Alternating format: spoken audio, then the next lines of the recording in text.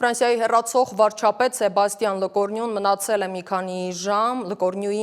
մի քանի ժամ երկրի քաղաքական ուժերի հետ բանակցելու համար։ Լկորնյուն խոստացել է Մակրոնին մինչև չորեքշաբթի երեկո տեղեկացնել, թե արդյոք հնարավոր է կոնսենսուսի հասնել։ Քաղաքական գործիչը պետք է որոշի, թե ներկայիս պայմաններում հնարավոր է մշակել երկրում գործողությունների և կայունության հարթակ ձևակերպում, որն առաջարկել էր պետության ղեկավարը։ Եթե բանակցությունները ձախողվեն, Մակրոնը խոստացել է կրել պատասխանատվություն, ինչը ենթադրաբար նշանակում է արտահերթ խորհրդարանական ընտրությունների անցկացում։ Երեքշաբթի Լկորնյուն հրավիրել է քաղաքական կուսակցությունների առաջնորդներին ու խորհրդարանի երկու պալատների խոսնակներին, առաջարկելով կենտրոնանալ ազգային բյուջեի և Նոր Կալեդոնիայի անդրծովյան տարածքի ապագայի վրա։ Նա հայտնել է, որ զրուցակիցները համաձայնության են եկել այս առաջնահերթությունների շուրջ։ Լկորնյուն նաև պլանավորում էր մինչև չորեքշաբթի առանձին